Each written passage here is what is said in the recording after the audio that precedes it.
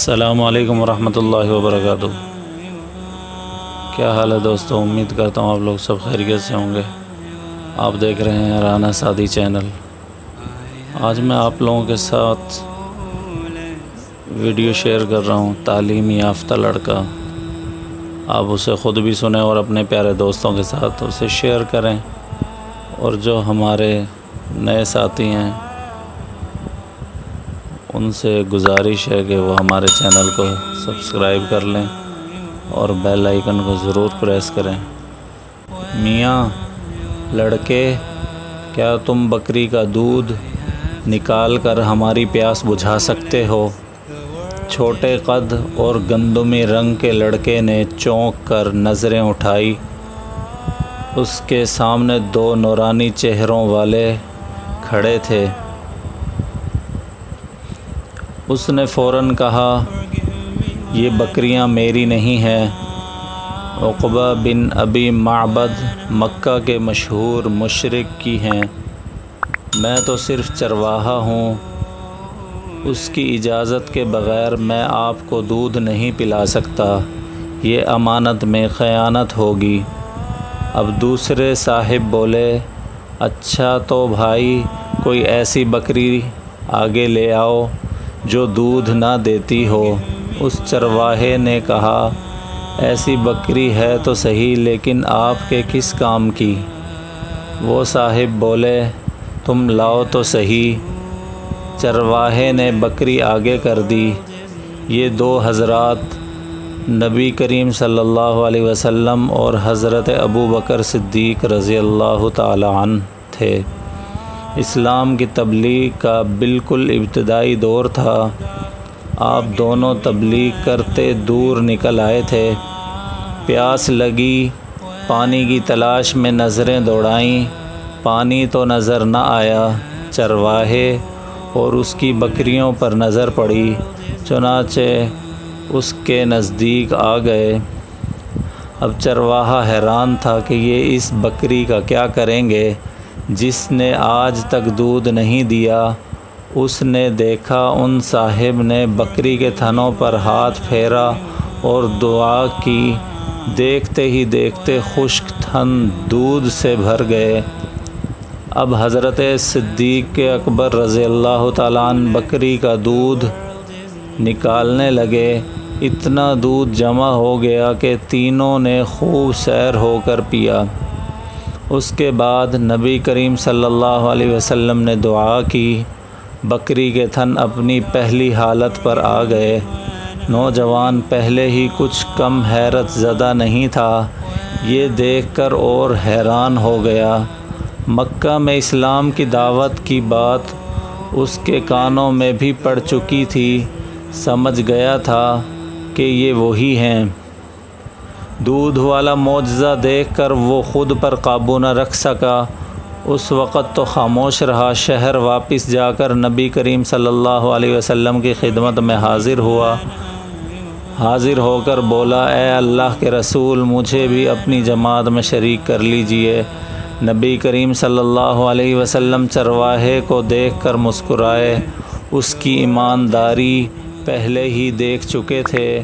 اسے کلمہ پڑھایا، سر پر محبت سے ہاتھ پھیرا اور فرمایا، تم تعلیم یافتہ لڑکے ہو۔ یہ خوش قسمت نوجوان حضرت عبداللہ بن مسعود رضی اللہ تعالیٰ عنہ تھے۔ بنو خندف ایک شاخ سے تعلق رکھتے تھے۔ ایمان لانے کے بعد حضرت عبداللہ بن مسعود رضی اللہ تعالیٰ عنہ خود کو نبی اکرم صلی اللہ علیہ وسلم کی خدمت کے لیے وقف کر دیا اور ذوق و شوق سے قرآن کی تعلیم حاصل کرنے لگے۔ اس وقت تک صرف چند افراد ہی ایمان کی دولت سے مالا مال ہوئے تھے۔ ایک دن ان حضرات نے آپس میں مشورہ کیا کہ قریش نے آج تک بلند آواز سے قرآن پڑھتے ہوئے کسی کو نہیں سنا، کوئی ان کے سامنے بلند آواز میں قرآن پڑھے۔ حضرت عبداللہ ابن مسعود رضی اللہ تعالیٰ عنہ نے فوراً کہا، یہ کام میں کروں گا۔ اس پر صحابہ رضی اللہ تعالیٰ عنہم اجمعین نے ان سے کہا، یہ کام بہت خطرناک ہے، ایسا نہ ہو تم کسی مصیبت میں گرفتار ہو جاؤ۔ تمہارا قبیلہ اتنا طاقتور نہیں ہے کہ تمہیں مشرکین سے چھڑا سکے۔ ان کی بات سن کر حضرت عبداللہ بن مسعود رضی اللہ تعالیٰ عنہ نے پرجوش لہجے میں کہا، آپ لوگ مجھے یہ کام کرنے دیں، میرا بھروسہ اللہ پر ہے، وہی میری مدد کرے گا۔ دوسرے دن سورج طلوع ہونے کے بعد جب مشرکین مکہ ایک جگہ جمع ہو گئے، حضرت عبداللہ ابن مسعود رضی اللہ تعالیٰ عنہ نے نہایت بلند آواز میں ان کے سامنے قرآن کی تلاوت شروع کر دی۔ ان میں سے ایک نے کہا، یہ تو وہ کتاب پڑھ رہا ہے جو محمد صلی اللہ علیہ وسلم پر اتری ہے۔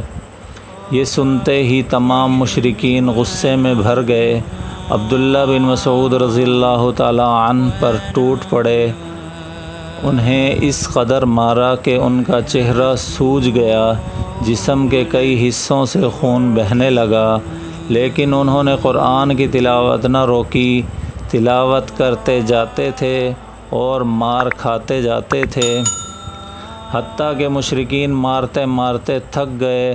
عبداللہ بن مسعود رضی اللہ تعالیٰ عنہ اس وقت خاموش ہوئے جب قرآن کی صورت ختم ہو گئی، خستہ حالت میں واپس لوٹے۔ صحابہ رضی اللہ تعالیٰ عنہم نے دیکھ کر کہا، ہمیں اسی بات کا ڈر تھا۔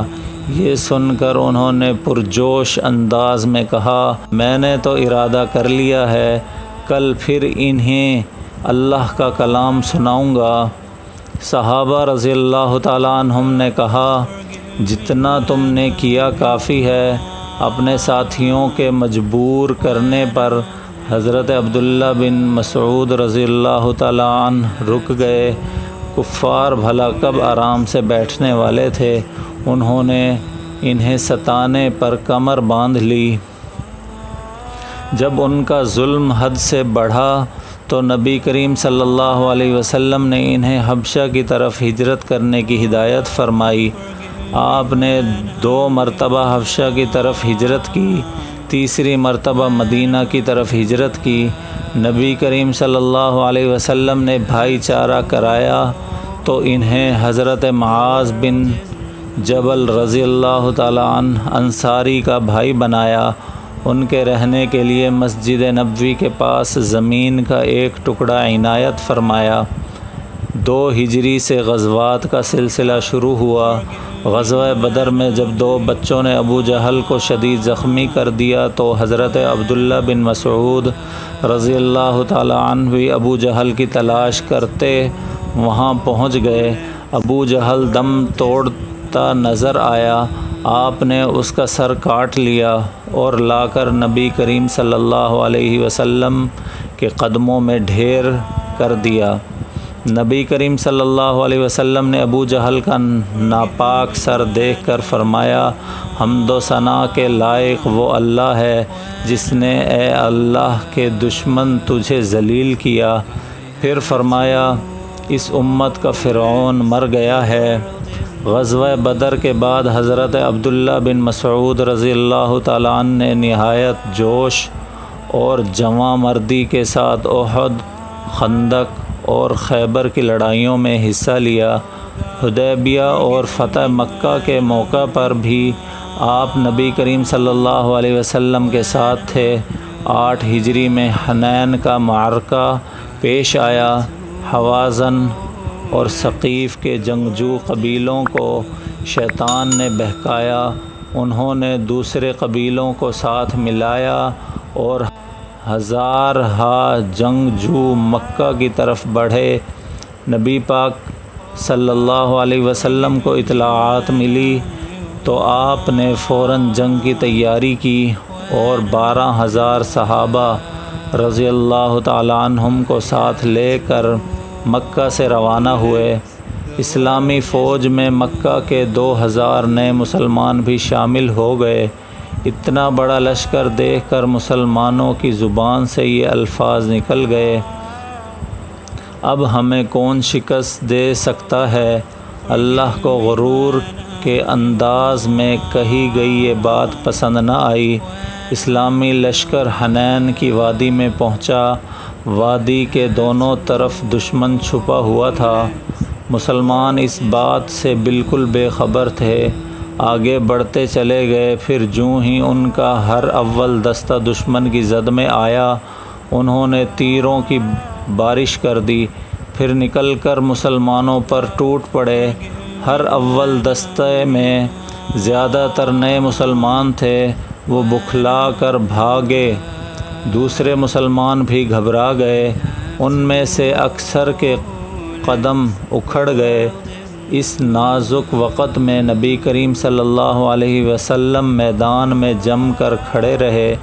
صحابہ اکرام کی ایک مختصر سی جماعت آپ صلی اللہ علیہ وسلم کے گرد جاں نثاری کے جوہر دکھا رہی تھی۔ ان میں حضرت ابو بکر صدیق، حضرت عمر فاروق اور حضرت علی اور حضرت عباس اور حضرت عبداللہ بن مسعود رضی اللہ تعالی عنہم شامل تھے۔ ایسے میں آپ صلی اللہ علیہ وسلم نے فرمایا، عبداللہ مجھے ایک مٹھی خاک دو۔ انہوں نے فوراً حکم کی تعمیل کی۔ آپ صلی اللہ علیہ وسلم نے یہ خاک مشرکین پر پھینکی۔ اللہ نے ان کی آنکھیں غبار آلود کر دیں، ساتھ ہی تمام مسلمان پلٹ پڑے اور کفار پر زبردست حملہ کر دیا۔ مشرکین نے بری طرح شکست کھائی، اپنے بے شمار مقتولین اور زخمی میدان میں چھوڑ کر بھاگ نکلے۔ نبی کریم صلی اللہ علیہ وسلم کی وفات کے بعد بھی حضرت عبداللہ بن مسعود رضی اللہ تعالیٰ عنہ نے حضرت عمر فاروق رضی اللہ تعالیٰ عنہ کے دور میں یرموک کی لڑائی میں حصہ لیا۔ واپس آئے تو حضرت عمر رضی اللہ تعالیٰ عنہ نے انہیں کوفہ کا قاضی مقرر کیا۔ وہاں کا بیت المال اور دینی تعلیم کا شعبہ بھی آپ کے سپرد کیا۔ 10 سال تک قاضی رہے۔ حضرت عثمان رضی اللہ تعالیٰ عنہ کے زمانے میں اس عہدے سے فارغ ہوئے۔ حج کے لیے قافلے کے ساتھ روانہ ہوئے۔ راستے میں ایک مقام ربضہ سے گزرے، وہاں ایک خاتون بیٹھی نظر آئی۔ اس نے ان مسلمانوں کو پکارا، معلوم ہوا وہ حضرت ابو ذر غفاری رضی اللہ تعالیٰ عنہ کی زوجہ ہیں، اور حضرت ابو ذر غفاری رضی اللہ تعالیٰ عنہ کا آخری وقت ہے۔ وہ اس جگہ تنہا رہتے تھے۔ سب فوراً ان کے پاس پہنچے۔ حضرت ابو ذر غفاری رضی اللہ تعالیٰ عنہ کو سلام کیا۔ انہوں نے سلام کا جواب دیا، اپنے کفن دفن کے بارے میں ہدایات دی اور انتقال کر گئے۔ حضرت عبداللہ بن مسعود رضی اللہ تعالیٰ عنہ نے ان کی نماز جنازہ پڑھائی۔ سب نے مل کر انہیں سپرد خاک کیا اور حج کے لیے آگے روانہ ہوئے۔ حج سے واپسی کے بعد آپ نے 23 ہجری میں انتقال کیا۔ اس وقت آپ کی عمر 60 سال سے کچھ زیادہ تھی۔ نماز جنازہ حضرت عثمان رضی اللہ تعالیٰ عنہ نے پڑھائی۔ حضرت عبداللہ بن مسعود رضی اللہ تعالیٰ عنہ نبی اکرم صلی اللہ علیہ وسلم کے خاص خادموں میں شامل تھے۔ آپ صلی اللہ علیہ وسلم کی خدمت میں بہت زیادہ رہنے کا موقع ملا۔ علم و فضل کے اعتبار سے آپ کا مرتبہ بہت اونچا ہے۔ نبی کریم صلی اللہ علیہ وسلم کے بعد جن صحابہ رضی اللہ تعالیٰ عنہم کو قرآن کا سب سے بڑا عالم سمجھا جاتا ہے، آپ ان میں سے ایک تھے۔ حضرت عمر فاروق رضی اللہ تعالیٰ عنہ ان کے بارے میں فرمایا کرتے تھے، ایک برتن ہے جو علم سے بھرا ہوا ہے۔ آپ قرآن کے قاری، دین کے فقیہ اور سنت کے عالم تھے۔ حضرت ابو موسیٰ اشعری رضی اللہ تعالیٰ عنہ فرمایا کرتے تھے، جب تک ہم میں عبداللہ بن مسعود رضی اللہ تعالیٰ عنہ جیسا عالم موجود ہے، مجھ سے کوئی مسئلہ دریافت نہ کرو۔ حضرت عبداللہ بن مسعود بدری رضی اللہ تعالیٰ عنہ کہا کرتے تھے، میں نہیں جانتا رسول اللہ صلی اللہ علیہ وسلم کے بعد عبداللہ بن مسعود رضی اللہ تعالیٰ عنہ سے بڑھ کر کوئی قرآن کا عالم ہے۔ آپ رضی اللہ تعالیٰ عنہ احادیث کے بہت بڑے عالم تھے، فقہ کے تو امام تھے۔ آپ بدعات کے سخت خلاف تھے۔ اگر معلوم ہوتا کہ کچھ لوگوں نے کوئی بدعت جاری کی ہے تو فوراً جا کر ان کی خبر لیتے تھے۔ حد درجے کے عبادت گزار تھے، روزے کثرت سے رکھتے تھے۔ آپ میں عاجزی بہت تھی، کوئی مسئلہ معلوم نہ ہوتا تو فوراً کہہ دیتے میں نہیں جانتا۔ نبی اکرم صلی اللہ علیہ وسلم کو آپ پہ اس قدر اعتماد تھا کہ آپ صلی اللہ علیہ وسلم نے ارشاد فرمایا، جس چیز کو تمہارے لیے عبداللہ ابن مسعود پسند کریں، میں بھی تمہارے لیے اس چیز کو پسند کرتا ہوں اور اس پر راضی ہوں، اللہ ان سے راضی ہوں۔ پیارے دوستو، جنہوں نے ہمارا چینل سبسکرائب نہیں کیا وہ ہمارے چینل کو سبسکرائب کر لیں اور بیل آئیکن کو ضرور پریس کریں اور ہمارے لنک کو تمام سوشل میڈیا پر شیئر کریں۔ ملتے ہیں انشاءاللہ نیکسٹ ویڈیو میں، تب تک کے لیے مجھے اجازت دیجیے۔ اللہ حافظ۔